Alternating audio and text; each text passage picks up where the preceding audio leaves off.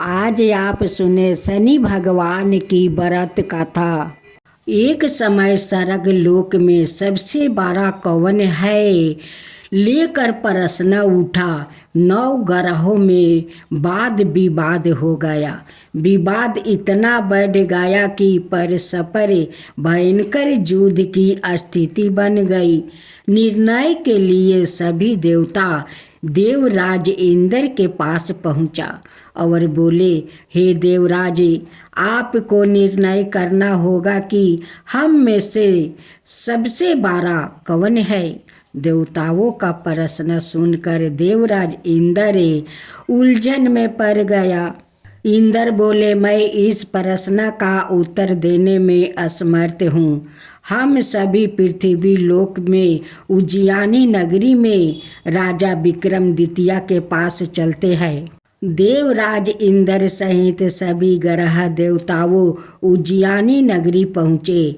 महल में पहुंचकर सब देवताओं ने उनसे अपना प्रश्न पूछा तो राजा विक्रमादित्य भी कुछ देर के लिए परेशान हो उठा, क्योंकि सभी देवता अपनी अपनी शक्तियों के कारण महान थे।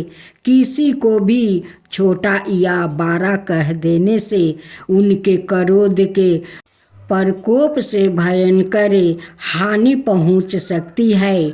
अचानक राजा विक्रमादित्य को एक उपाय सूझा और उन्होंने विभिन्न धातुओं स्वर्ण, रजत, चांदी, कांसा, दर्पण, तांबा, सीसा, रंगा, जस्ता, अब्रक, लोहे के 9 आसन बनवाए।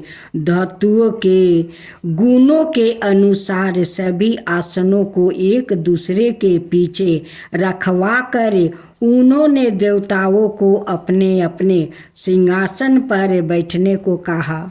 देवताओं के बैठने के बाद राजा विक्रमादित्य ने कहा, आपका निर्णय तो सवाय हो गया।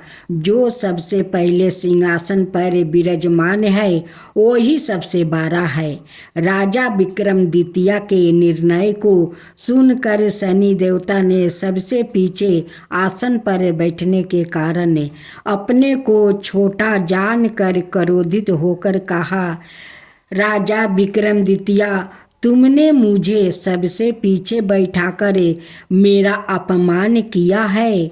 तुम मेरी शक्तियों से पराजित नहीं हो। मैं तुम्हारा सर्वनाश कर दूंगा।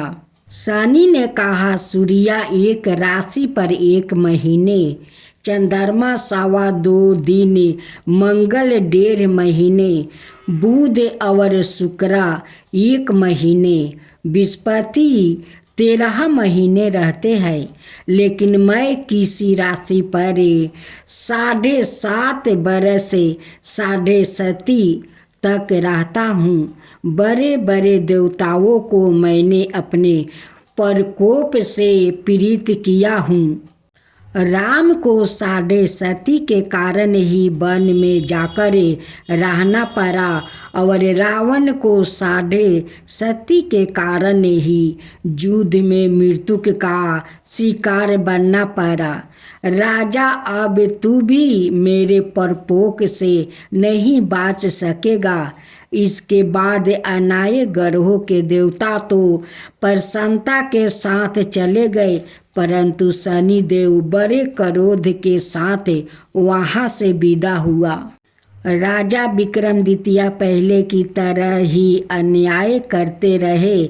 उनके राज्य में सभी स्त्री पुरुष बहुत आनंद से जीवन यापन कर रहे थे। कुछ दिनों ऐसे ही बीत गया। उधर शनि देवता अपने अपमान को भूला नहीं था। विक्रमादित्य से बदला लेने के लिए एक दिन शनि देव ने घोड़े के व्यापारी का रूप धारण किया और बहुत से घोड़ा के साथ उज्जैनी नगरी पहुँचे।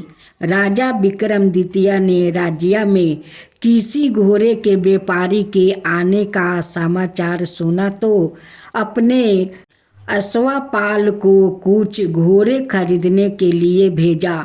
घोड़ा बहुत कीमती थे। अश्वपाल ने जब वापस लौट कर इस संबंध में बताया तो राजा विक्रमादित्य ने सवाई आकर एक सुंदर शक्तिशाली घोड़े को पसंद किया।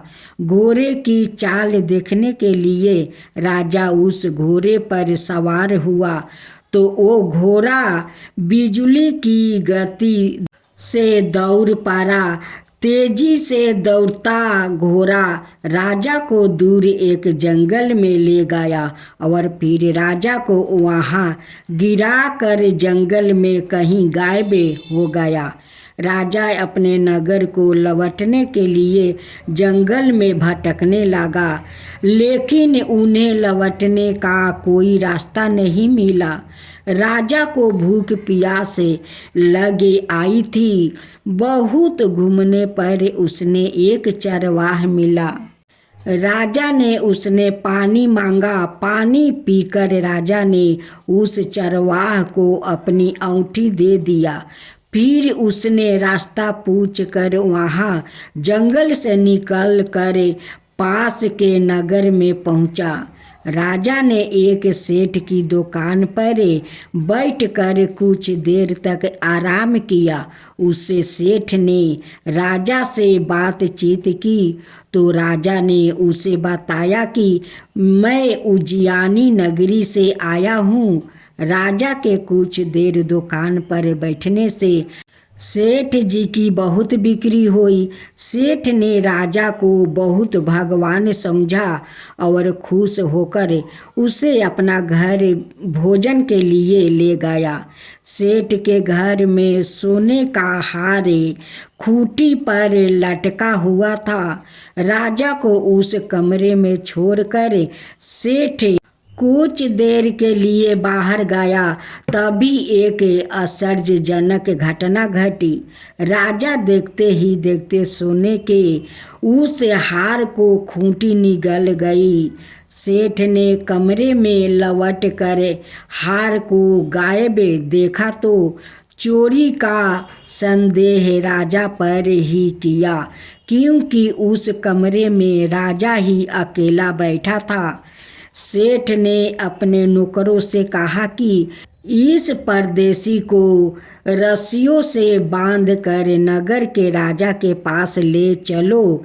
राजा ने विक्रमादित्य से हार के बारे में पूछा तो उसने बताया कि उसके देखते ही देखते खूंटी ने हार को निगल लिया था। इस पर राजा ने क्रोधित होकर चोरी करने का अपराध में विक्रमादित्य के हाथ पैर कटवाने का आदेश दे दिया। राजा विक्रमादित्य के हाथ पांव काट कर उसने नगर की सड़क पर छोड़ दिया गया। कुछ दिन बाद एक तेली उसे उठाकर अपने घर ले गया और उसे अपने किलू पर बैठा दिया। राजा आवाज देकर बैलों को हाँकता रहा। इस तरह तेली का बैल चलता रहा और राजा को भोजन मिलता रहा। शनि के प्रकोप की 7.5 पूरी होने पर वर्ष ऋतु प्रभाव हुई। राजा विक्रमादित्य एक रात मेघ मल्हार गा रहा था कि तभी नगर के राजा की लड़की राजकुमारी मोहिनी रथ पर सवार उसी तेली के घर के पास से गुजरी। उसने मेघ मल्हार सुना तो उसे बहुत अच्छा लगा और दासी को भेज कर गाने वाले को बुला लाने को कहा। दासी ने लौट कर राजकुमारी को अपंक राजा के बारे में सब कुछ बता दिया। राजकुमारी उसे मेघ मल्हार से बहुत मोहित हुई। अत उसने सब कुछ जानकर भी अपंक राजा से विवाह करने का निश्चय कर लिया। राजकुमारी ने अपने माता पिता से जब यह बात कही तो वो हैरान रह गई। रानी ने मोहिनी को समझाया, बेटी तेरे भाग्य में तो किसी राजा की रानी होना लिखा है, फिर तू उस अपंग से विवाह करके अपना पाँव पर कुल्हाड़ी क्यों मार रही है। राजकुमारी ने अपनी जिद नहीं छोड़ी। अपनी जिद पूरी करने के लिए उसने भोजन करना छोड़ दिया और प्राण त्याग देने का निश्चय कर लिया। आखिर राजा रानी को विवश होकर अपंग विक्रमादित्य से राजकुमारी का विवाह करना पड़ा। विवाह के बाद राजा विक्रमादित्य और राजकुमारी तेली के घर में रहने लगे। उसी रात सपने में शनि देव ने राजा से कहा, राजा तुमने मेरा प्रकोप देख लिया, मैंने तुम्हें अपना अपमान का दंड दे दिया है।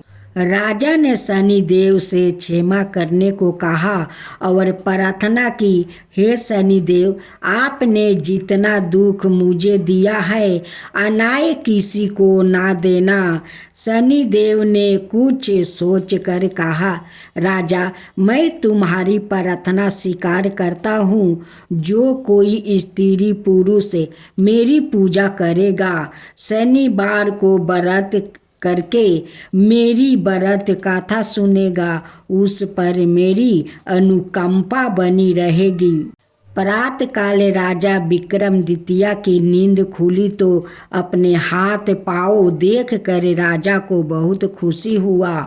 उसने मन ही मन शनि देव को प्रार्थना किया। राजकुमारी भी राजा के हाथ पाँव सही सलामत देखकर आश्चर्य में डूब गई। तब राजा विक्रमादित्य ने अपना परिचय देते हुए शनि देव के परपोक की सारी कहानी सुनाई। सेठ को जब इस बात का पता चला तो दौड़ता हुआ तेली के घर पहुंचा और राजा के चरणों में गिरकर क्षमा मांगने लगा। राजा ने उसे क्षमा कर दिया क्योंकि यह सब तो शनि देव के प्रकोप के कारण हुआ था। सेठ राजा को अपने घर ले गया और उसने भोजन करवाया। भोजन करते समय वहाँ एक आश्चर्यजनक घटना घटी। सबके देखते देखते उस खूंटी ने हार उगील दिया। सेठ जी ने अपनी बेटी का विवाह भी राजा के साथ कर दिया और बहुत से स्वर्ण आभूषण धन आदि देकर राजा को विदा किया। राजा विक्रमादित्य राजकुमारी मोहिनी और सेठ की बेटी के साथ उज्जैनी पहुँचे तो नगरवासियों ने हर्ष से उनका स्वागत किया। अगले दिन राजा विक्रमादित्य ने पूरे राज्य में घोषणा करवाई कि शनि देव सब देवों में सर्वश्रेष्ठ है। प्रत्येक स्त्री पुरुष शनिवार को उनका व्रत करे और व्रत कथा अवश्य सुने। राजा विक्रमादित्य की घोषणा से शनिदेव बहुत प्रसन्न हुआ। शनिवार का व्रत करने और व्रत कथा सुनने के कारण सभी लोग की मनोकामनाएं शनिदेव की अनुकंपा से पूरी होने लगी। सभी लोग आनंद पूर्वक रहने लगा। यमराज भगवान की जय हो। यमराज भगवान की जय हो। एक महिला से यमराज ने कहा कि मैं तुम्हारे प्राण लेने आया हूँ, मैं तुम्हारा थोड़ा समय देता हूँ। अपनी किस्मत बदलने के लिए इस पुस्तक में जो चाहे लिख दो, वो ही हो जाएगा। महिला ने पुस्तक में देखा तो वह लिखा था, तुम्हारी सहेली को खजाना मिलने वाली है। इसके बाद क्या हुआ? एक महिला को यमराज मिले, लेकिन वो उन्हें पहचान नहीं सकी। उसने यमराज को पानी पिलाया। इसके बाद यमराज ने महिला से कहा कि मैं तुम्हारे प्राण लेने आया हूँ, लेकिन तुमने मुझे पानी पीने के लिए दिया, इस कारण मैं तुमसे खुश हूँ। तुम्हें एक अवसर देता हूँ, तुम अपना भाग्य बदल सकती हो। या कहकर यमराज ने एक पुस्तक महिला को दे दिया और कहा कि इस पुस्तक में तुम्हारे नाम का एक दृष्टि है, वहाँ तुम अपने लिए जो चाहती हो वो लिख सकती हो। जैसा लिखोगी वैसा ही होगा। महिला ने पुस्तक हाथ में ली और जैसे ही उसे खोला तो उसमें लिखा था कि तुम्हारी सहेली को खजाना मिलने वाला है। महिला ने वहाँ लिख दिया कि उसे खजाना ना मिले। अगला पोस्टर खोला तो उस पर लिखा था कि तुम्हारी पड़ोसी का पति राजा का मंत्री बनने वाला है। महिला ने वहाँ लिख दिया कि वो मंत्री ना बने।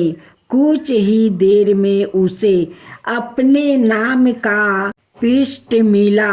वो खुद के लिए अच्छा अच्छा लिखने के लिए सोचने लगी, लेकिन जैसे ही वो लिखने वाली थी, यमराज ने पुस्तक के ली। यमराज ने महिला से कहा कि अब तुम्हारा समय खत्म हो गया है। तुम दूसरों का बुरा करने के चक्कर में खुद का भला नहीं कर सकती है। महिला को पछतावा होने लगा कि उसने सुनहरा अवसर खो दिया। इसके बाद यमराज ने उस महिला के प्राणों का हरण कर लिया। इस कथा की लिख यह है कि काफ़ी लोग दूसरों का बुरा सोचते रहते हैं, मौका मिलने पर दूसरों का बुरा करते हैं। इस चक्कर में वो कई बार खुद का भला करने का अवसर खो देता है। हम दूसरों का भला ना कर सके तो कम से कम किसी का बुरा भी नहीं करना चाहिए, यही सच्ची मानवता है। अगर वो महिला अपनी मित्र और पड़ोसी का बुरा नहीं सोचती तो खुद का भाग्य बदल सकती थी, लेकिन उसने पहले उनका बुरा करने की सोची और खुद के प्राण नहीं बचा सकी।